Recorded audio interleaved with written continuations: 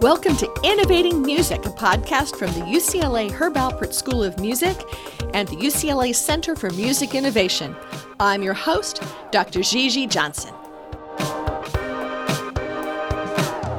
I have been intrigued by music cities. As some of you know, I've been doing work here in Los Angeles with the center, taking a look at what is happening with Los Angeles as a bunch of music scenes, all being affected by growth and economic change and streaming and all sorts of other great stuff. I have been thrilled to spend some time with Don Pitts and now Peter Schwarz from Sound Music Cities, who have been taking this question on the road, first for the city of Austin, and now working in the past few years with Seattle, with Charlotte, with Pittsburgh, and now with Washington, D.C., to take a look at this from the artist and creator side, the 12 different things that artists may be doing for various hats to make money, and how that combines to be an interesting local question and regional question. So they'll share some of their explorations on this and things you may want to think about for your own music scene and music city as to how grassroots change may impact what it is to be a robust and growing music scene. So enjoy this. Have a bunch of notes in the show notes as to links to take a look at some of their work and think about it, what it means to be live, local, and performing. How did you end up with the city side of this? And how did you guys go from both being more on the commercial side of looking at some of this to taking a look at the civic issues? Yeah, I moved to Austin in 2003 from Nashville. It's opening up the Gibson showroom here. And the mayor started about 2 years into my arrival in Austin. The mayor really kept pushing about this. We wanted to start a music office. We want to start a music office. Could you, would you be the one? You'd be the one. And so they somehow convinced me in 2010 to go to work for the city to start the music office here. Now, what is a music office? I mean, we're going to talk about music cities and other things and all the things going on, but when a city says they want a music office, what do they think they want? And what was your original challenges? Well, I guess the short answer to it, we had no idea what that meant. I think there was a lot of deal brokering with the neighborhood associations. So we were within the economic development department, but our number one task was to reduce the sound complaints by creating the office. What were they like, and is it something the city was actively measuring? No, the city, ironically, the city had no data on the noise complaints or sound complaints. I think there were like 35 or 40,000. And so every time there was a venue, on the council docket, there were a lot of the folks from the neighborhood would come up and say, well, there's 60,000 complaints, in the city of Austin. And they would all kind of insinuate that those complaints were for music venues. But after doing some digging with the 311 folks, we found that a lot of those complaints were from, I used to joke about chickens, construction noise, various things. And the music venues were only about 8 or 9,000 when we started measuring it. Separate from the rest of the noise complaints. For some reason, my mind went to chickens with construction equipment. So, sorry, those were separate things.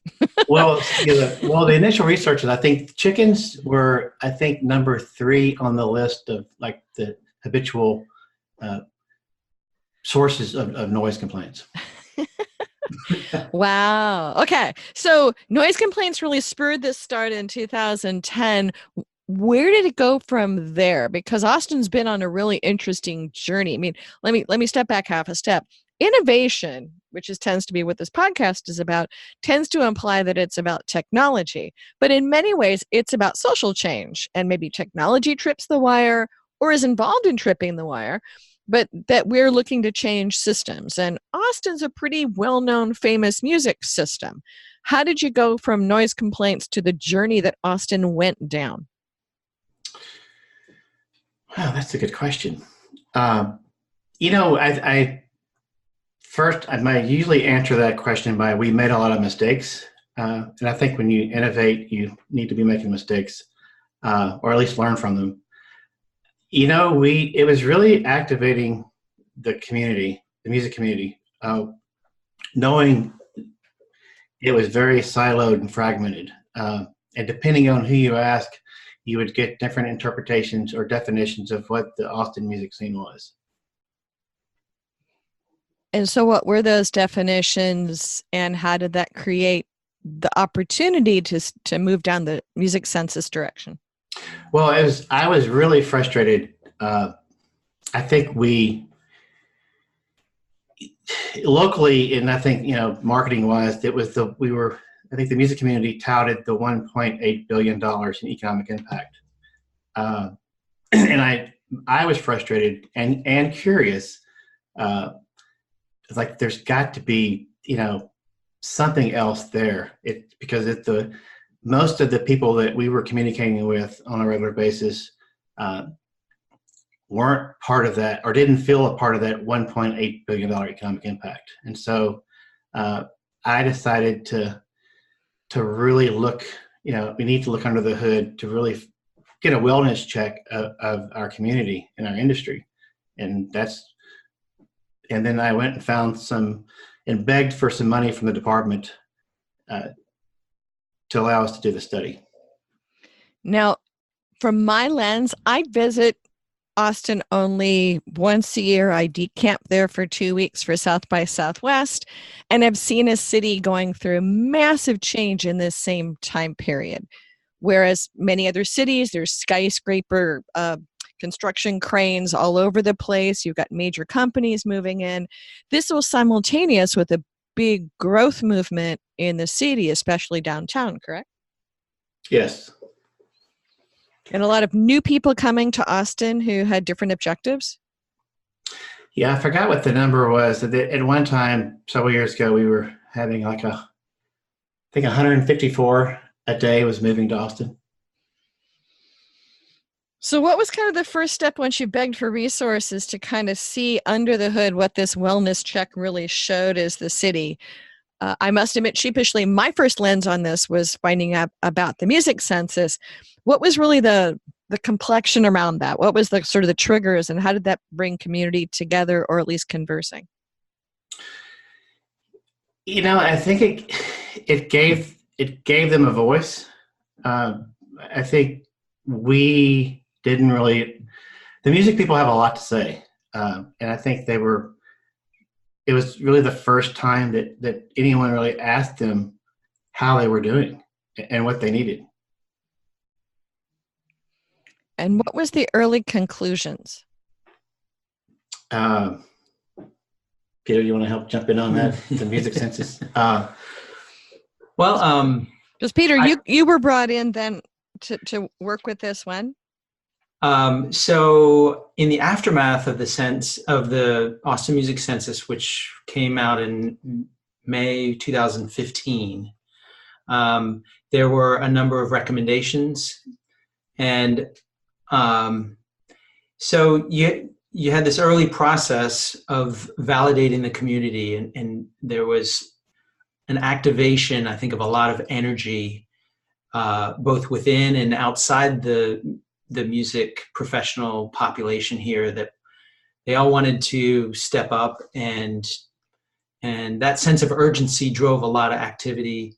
The city itself, Don, I think the omnibus resolution was to tell us that. Yeah, I think I think 2 years after the census, because maybe we'll get to the part where government kind of has a speed of its own. But about a year and a half, 2 years later, the mayor really put together and what they called the omnibus, which is kind of ominous, but they were really loaded up with a lot of direction to direct city staff to explore various options to address some of the key findings and the needs in the census. So there was some policy, they followed through with policy. I think the industry adjusted some of their activities. We had a philanthropist in Austin that actually studied the census. I remember delivering 40 copies to him, and he hired a team to kind of go through it front and back, and he's made a significant investment in Austin music with various foundations that he supports. So investment in venues, in artist support, in housing, and human services. What type of investments? He's all ATX Music. They invest in our Health Alliance for Austin Musicians. They invest in SIMS Foundation, which addresses more of the mental health. He supports Austin Music Foundation. There's Black Fret organization. There's EQ Austin that he supports. So there's don't move past Black Fret. I think that's cool. What is Black Fret? Yeah, I can talk a little bit about this. So it's an organization that's only 5 years old, and it's set up as patronage for local music. And to me, it feels like a fun listening club. It's a social outlet for people in Austin, many of them who are not tightly connected to the music community, but they might have moved to Austin because they had a strong interest in live music, and they recognize this, one of the strengths of living here is our live music scene. So the membership is several hundred people who pay an annual dues that is a significant investment, and they attend parties all year long, listen to music, and at the end of the year vote on 10 or 20 top favorite bands and give all the money away. So it's a nice, clean, simple model of patronage to put money directly into independent local artists' hands for them to do what they need to survive another year, write a song, record a record, go on tour. These are all activities that open up because they have that cash infusion. To me, it always is an interesting model. I know several of my past students who work in Austin have done well and have become members of it. And to me, it's an interesting kind of combination of a house concert model, but along with maybe a So Far Sounds plus patronage. And it's an interesting model I have not seen spring up in other cities. Didn't want to move too far past that because I found that that's such an interesting thing. So you have philanthropy wanting to come in and help out, civic public policy outcomes. Yeah, there was more civic partnerships. There was other organizations that kind of came out of the woodwork and said, we want to help. And I think what we discovered, and I didn't really have any plans, when I commissioned the census, I didn't know what was going to happen. But what some of the results were after it was released, that there was just a lot more people plugging in, and they kind of really knew where to plug in to help the music community. So not one size fits all, but people found their lane where they could be of assistance and do some of the lifting? Exactly. I mean, one of the common things that I got for 7 years when I was at the city music office was business community. Everyone was coming in saying, how do we help the music community? Like, how do we plug in? And it's a really difficult question to answer without any data. I mean, you can say, well, you can help Joe here and Lisa over here, but that's these corporations and companies and small businesses. That's not sufficient enough for them to spend some of their resources in investing in the music community. So I've got a couple of questions. Then I want to move from Austin because you guys moved from Austin. I think that's part of the interesting part of the story as well. But were there different kind of organizations spring up, events spring up, or things that were trying to also bring people together in more formal formats to move the dial? Yes, I mean, not as well as I would have hoped to see, but yes, there was some movement, and I think there was a lot of good intentions happening. But I think it almost there was at one time there was too much wellspring, Mm-hmm. and then they weren't collaborating or rowing, as what I like to say, rowing in the same direction. Mm-hmm. So the census was in 2015. We are in 2019 in August, or very end of August as we talk now. I'm assuming there's been longitudinal looks at this. Has the dial moved? I keep coming back to the dial. I usually have food metaphors instead, but have we moved further along? Are there outcomes of having done this exploration that are measurable, or is it keeping the water from lowering? I mean, my understanding from the outside of taking a look at Austin is that a lot of the live venues were having a hard time staying open. Was that true? Did that stop? Did it reverse? What's kind of the trajectory that comes out of this type of an examination? There has not been a formal follow-up to the Austin Music Census at this point. And surely it'll happen. I know there's gaining interest, and it's going to provide an interesting snapshot. But I think what we're finding as we replicate this work in other cities, Austin is not by far the only city that is having intense pressures resulting from the affordability issue, whether it's Toronto or Seattle or San Francisco. This is a common issue where the expenses of living in a city have increased so dramatically in such a short period of time. Creatives on the margin are finding that the complex strategies they've been using to survive in the city are no longer adequate. So I'll be interested to see really how when we remeasure for Austin, the goalposts have moved to such a huge degree. It's going to be hard to just compare apples to apples and say, we've gained 500 musicians in the last 8 years, so that means we must be doing well. Well, we're looking at a lot of other cities now, and we're seeing most cities are gaining segments of their music population. It might be on the retail side. It might be pure creatives who are music groups. But a lot of times that growth is not translating into actual sustaining economic models for anybody. So with these census work that we're doing in other cities now, we're getting a much more nuanced sense of the lived experience, getting comments from people about how they're surviving, and also where they're finding opportunity. So we know that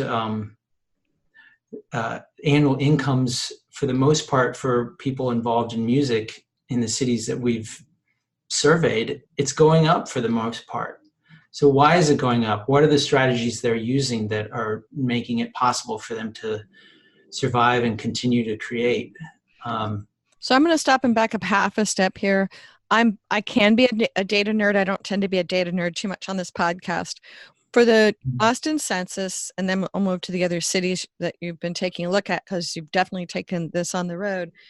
What was kind of the end of the sample set in Austin, and were you mostly looking at the creator's viewpoint, or looking at creators, venue seats, venue size,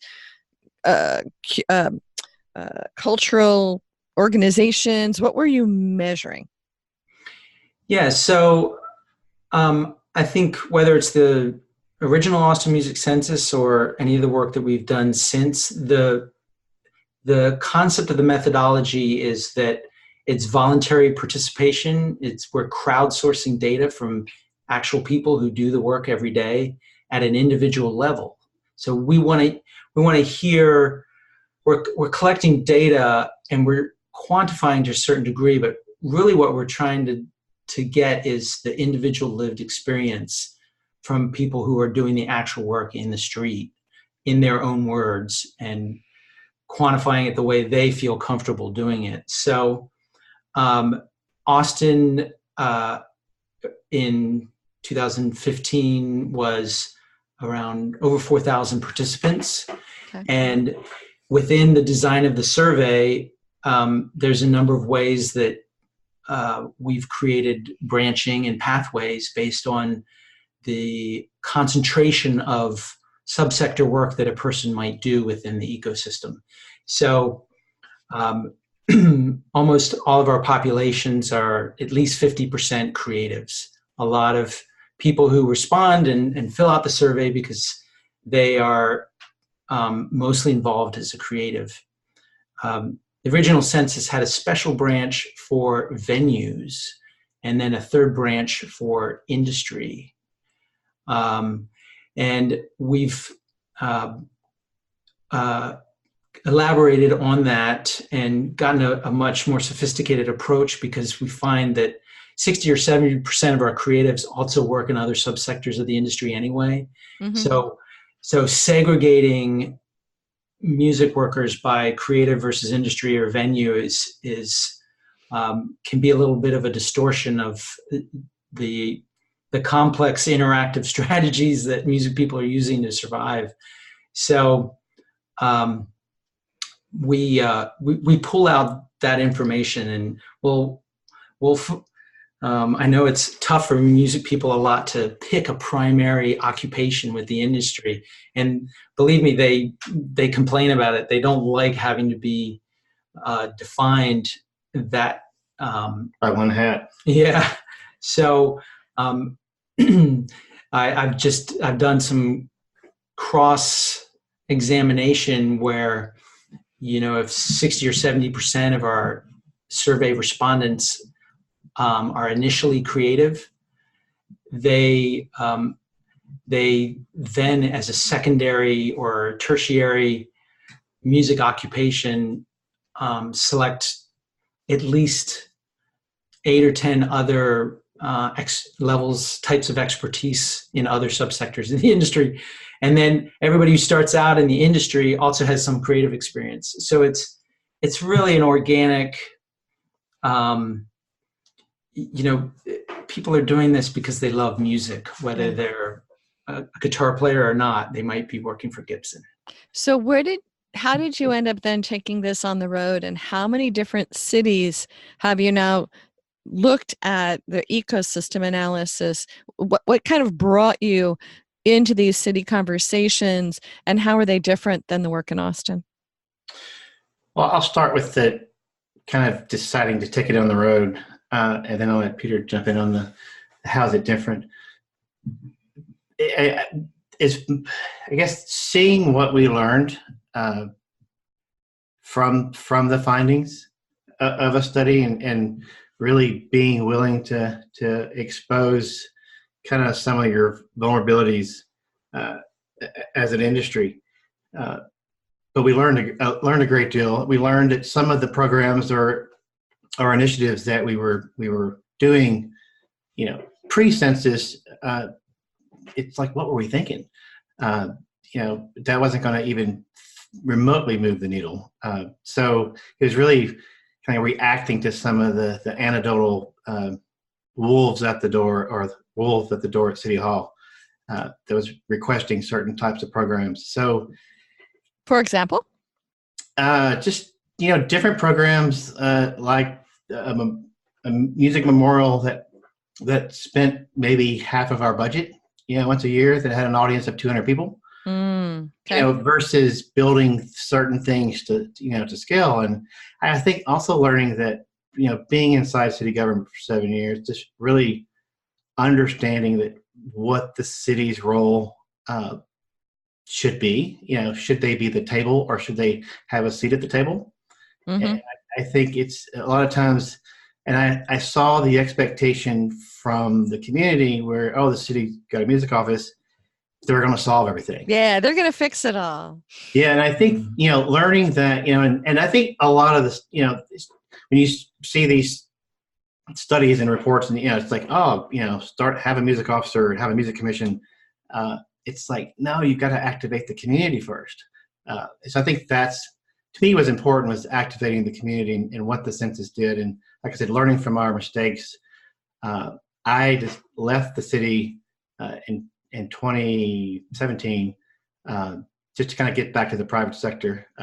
City government was not really for me. So I decided to take it, and then just stopped and got out. And then a couple of cities started calling and saying, "Hey, can you help us? Can you talk?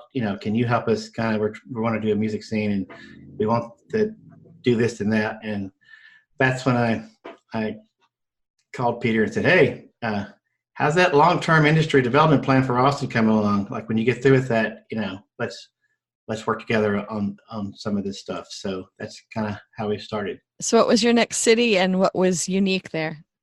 Pittsburgh was the first city. With kind of ironic, it was my namesake. But it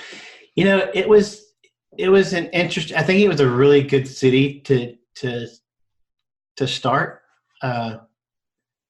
It's a pretty amazing. When we coming in from the outside, but it was a really amazing music scene.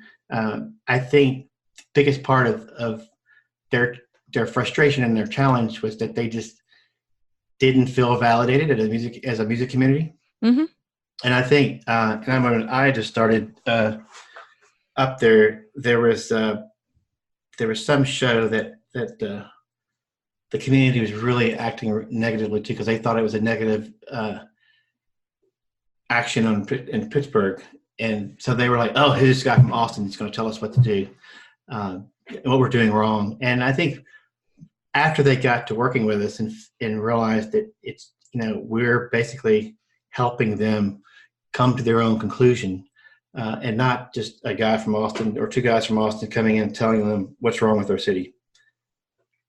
So it's a bit of a convening as well as a kind of unveiling for themselves about the good, the bad, the pretty, and the quirky.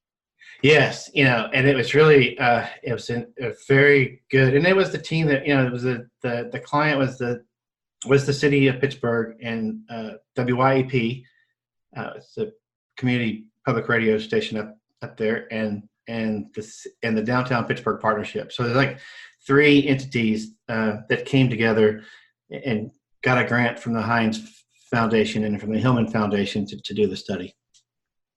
Hillman mustard and Heinz ketchup? Yes. Yes. The local of it all, right? Yes. So what type of again, being data nerd on this, what type of end did you get to on it, and what were the kind of the big differences between Pittsburgh and Austin?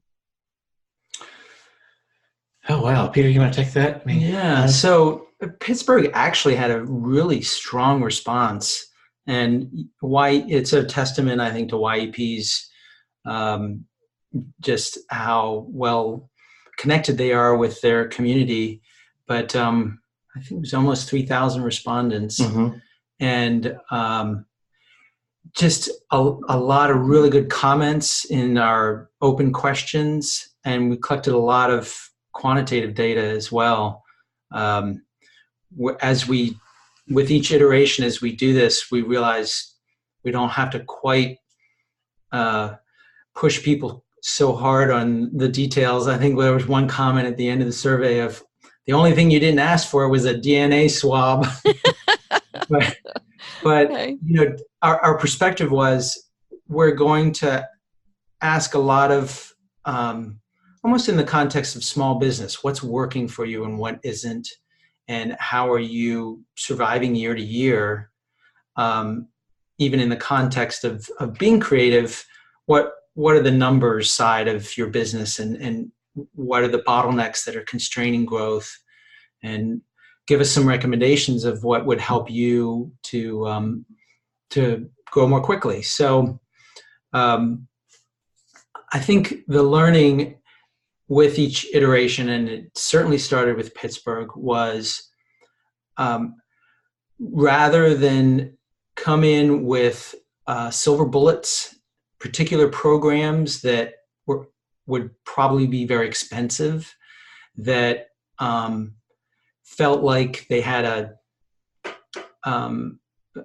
solution that was going to be simple and have a huge impact, rather than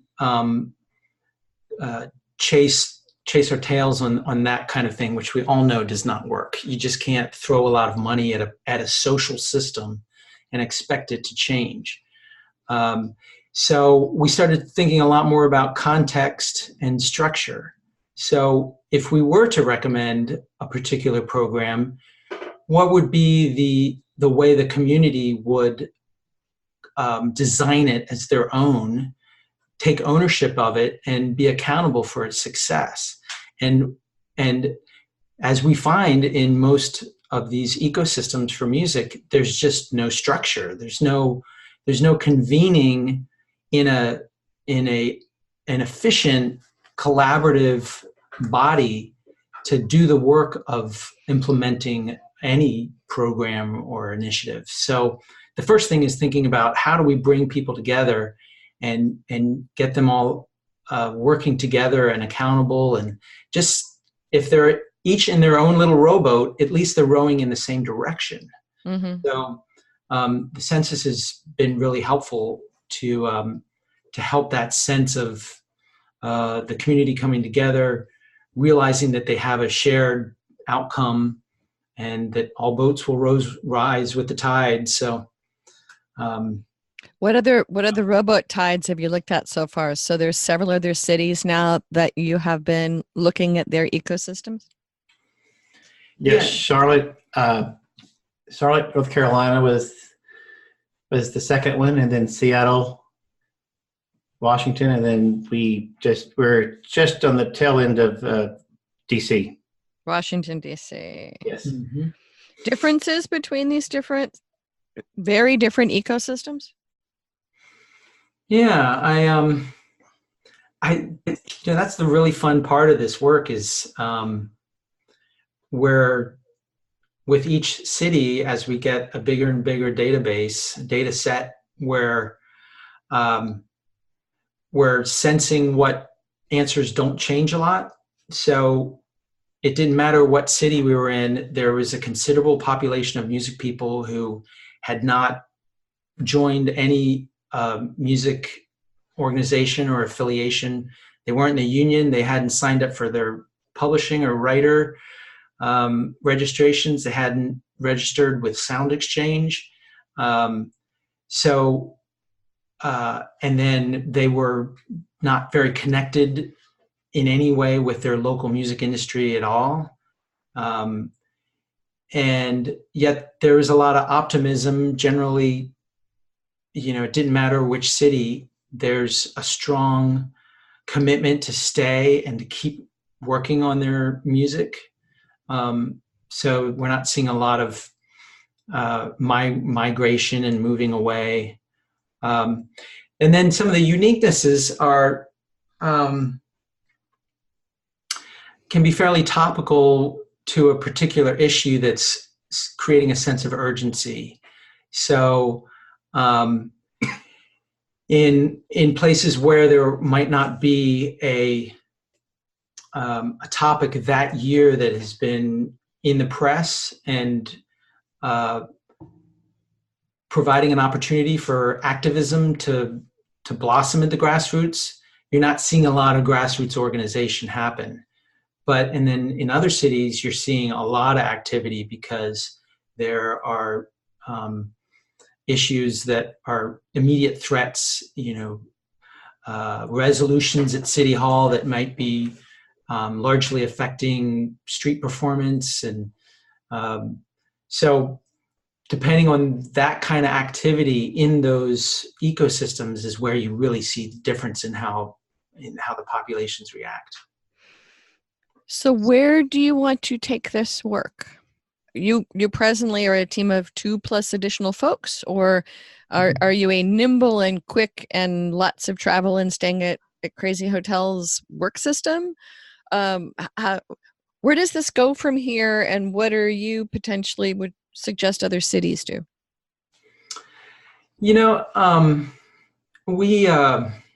we are admittedly, as music people with music backgrounds, neither one of us ever worked for McKinsey Consulting, where we don't really come in with a slick package, and I think we have more interest in finding custom solutions for each city based on their needs and the information that they provide. And so, like Don said, we've just moved way more into this idea of helping music people help themselves, to organize at a grassroots level and to at least provide that expertise of, do not try to implement a top-down solution in a paternalistic framework, especially at the municipal level. These are social systems that they're businesses, but they're also not going to react to economic development in quite the way that fintech will. Yeah. Something like that. So I think we're both really committed to high touch, to really think about relationships and structure and each city's musical heritage and how that makes the city different, and helping people just to connect themselves and become accountable for their own larger community outcomes, rather than just as small business people trying to hustle day to day and barely surviving. Yeah, I think to add to that, it's kind of where we want to. I mean, we're in conversation now with a couple of cities where our engagements is all of them are different, but I think more of wanting to be like a Grand Canyon guide, and our runways are, I think, a lot shorter. I think the one thing that I learned from commissioning the census at the city, that the music, and then working in Pittsburgh and then Charlotte and these other cities, and even in DC, that the music population, the music community, after 4 or 5 months, of these projects, they get pretty antsy.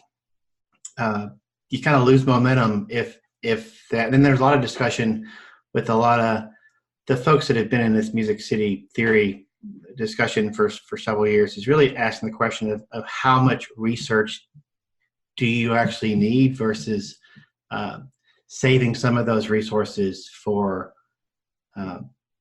implementing some of the findings, implementing programs and initiatives that will help address some of the findings in the study. And I think that's ultimately what I like about the census stuff we're doing now, is I think it's the right blend of research that really gets you the data set that kind of, the lived experience, the economic data that you need, and then empower these local communities to move forward. So I'm going to include in the show notes links to the census studies that you guys have done so far, and also link to some of the other ones that are out there, that this has been a movement, but also a bunch of diverse directions by various organizations doing some of this work. What do you think the long-term impact will be of your work and other work that is, as you started the conversation, that there were the sound complaints, but otherwise no kind of gathering of data or information? Do you think that longitudinally looking at all of this will show? I mean, part of it is you don't know where it would have gone without, right? Whether you would have had a degradation or however you measured economic impact, closing of venues, artists moving away. It's hard to see what it would be without, but what do you expect to kind of see over time with these projects?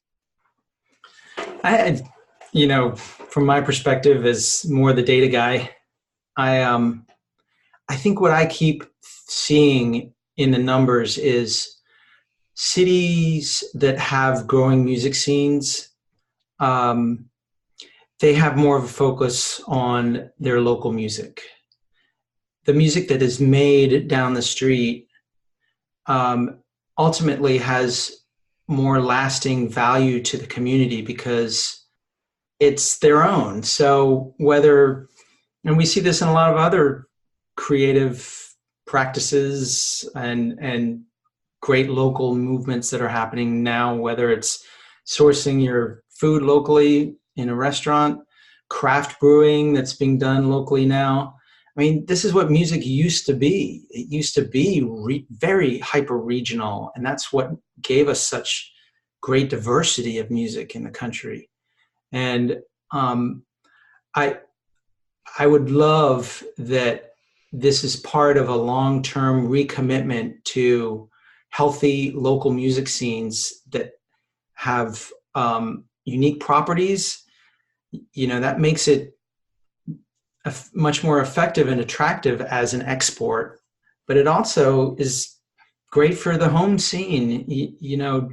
There's so much national touring right now, and I know it's a highly successful industry and that a lot of people have made their fortunes, and there's been a roll-up of live music presentation that has driven the industry for the large part. That's great, but what I think at the end of the day, loving local music and getting an audience re-engaged with economic activity that supports the local creative expression makers is the value that we're shooting for. And separately, there's lots of conversations we're being pulled into from the Center for Music Innovation to be looking at the in real life side of all the parts of music and looking at the increasing feeling of isolation in a lot of communities and how folks are really looking for the live social experience to be embedded in actually how we connect. It's an interesting time when streaming gets so much press, and what happens, as you say, on the national touring stage and international touring stage gets so much visibility. What is the rest of the life of the music industry and scene in this heavy data publicity driven system? So I appreciate the work you guys are doing. As we come close to wrapping up, is there anything else that you guys would want to share of the cool, crazy stuff that you guys are doing in all these places? No, I want to add one thing that I don't think we touched on, but I think when we look at the data in these cities, there's a regional aspect to this as well. I mean, we almost touched on it a half a step back. But there is a regional, and I think a lot of these cities that are in close with their neighboring cities, there's usually the rhetoric about who's better than the other one or who has the better music scene. And I think what we're learning and looking at this, and what I used to say when I was at the city of Austin was San Antonio is 60 miles down the interstate, and if you look at into the community, and there's a lot of cross pollination between the San Antonio music scene and Austin scene. And I think we need, what happens in San Antonio really could impact the Austin music scene, or at least a portion of that. And I think seeing that in other cities, when we asked the music people that are participating, how often do they work, regionally versus nationally and internationally, and we're seeing a lot of that regional pop up. So I think it goes, some of the conversations we're having right now with cities are smaller cities, but they want to team up with their neighboring counterparts to collaborate on kind of researching more about their music population. And some of the studies that have been done, and I think you guys, also are moving into the King County stuff from the Seattle stuff, is looking more broadly at a broader regional system. A lot of stuff going on, I think, in Canada and the UK, looking in that dimension too. Mm-hmm. Yeah, I think, if you get back to a lot of the affordabilities that we touched on earlier, I think to really understand that affordability and how it's displacing the participants is really kind of have to move out a little bit into the county or the county next over to really kind of get a handle on how that migration is happening. Mm-hmm. Any other last words? This has been, I've been following you guys' work from the side and having some conversations with John, but it's been interesting as to kind of the gestation of this and how it's moved forward. There's so much talk and sometimes of the stereotypical music cities, which you guys are definitely touching on some of those, but also what happens in folks as to what their local music scene is in this highly digital data streaming, et cetera, age. To me, I find fascinating. Yeah, and I would just encourage people to check out soundmusiccities.com. We do these custom studies, but we also host a Music Cities think tank in March in Austin when all of our music friends are here anyway. And it's an opportunity to collaborate and just get in the room and talk about what are the issues that are new, that have emerged in recent. It's a great camaraderie of the people who have all, like Don, been thrown in the deep end of the pool of solving this music issue for their elected officials. And there's no playbook. This is a young science. And so we're helping to develop best practices that way as well. Or in some ways, it's an old science looking back at music scenes and a lot of other things, but from a social scientist looking at you, not looking with you. So sort of interesting gestation of all of this. So to reach out to you, soundmusiccities.com. They can find you, I'm assuming, on socials? Yes. Oh, yes. So all of the regulars, all the usual suspects. We'll put the suspects in the show notes. Thank you guys very much for joining us. Appreciate it, and looking forward to seeing more of your work. All right. Thank you. Well, that wraps up this podcast. Many thanks to the UCLA Herb Alpert School of Music and the UCLA Center for Music Innovation for being our hosts of this ongoing series. You can subscribe to us in all the usual places, or you can come find us at innovation.schoolofmusic.ucla.edu. Join us again to follow the other adventures that we will be tracking down in innovating music. Thanks again.